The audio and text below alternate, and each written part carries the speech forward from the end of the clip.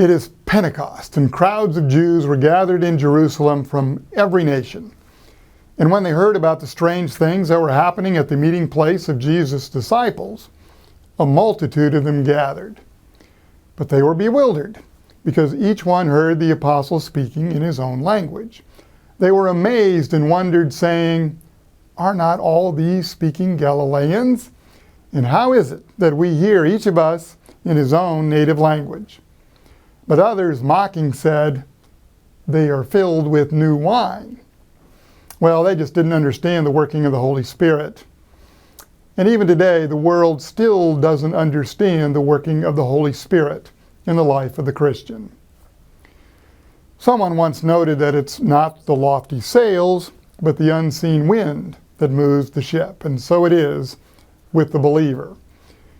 We draw our power from an unseen presence, which is the Spirit of God. Let me see if I can explain.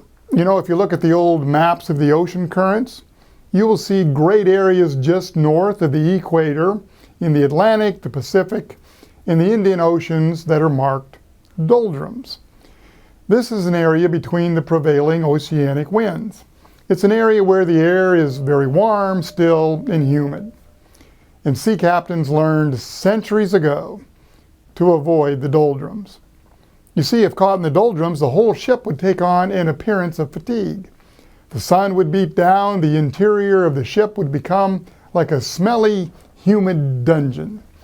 Sailors would get sick, and if the ships were caught in the doldrums long enough, the crews would die.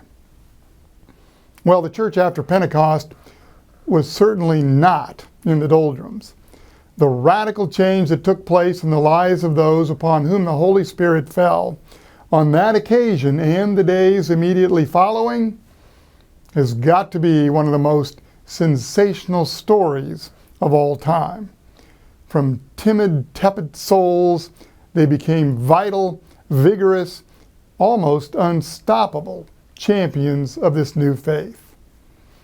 What a gift it would be if our church would resemble the early church and be filled with that same Spirit that changed the world. Well, the good news is that the Holy Spirit is alive and active right here at Emmanuel, and we too have a chance to make an eternal difference in the lives of the people around here. So join us this Sunday to see what all the excitement is about.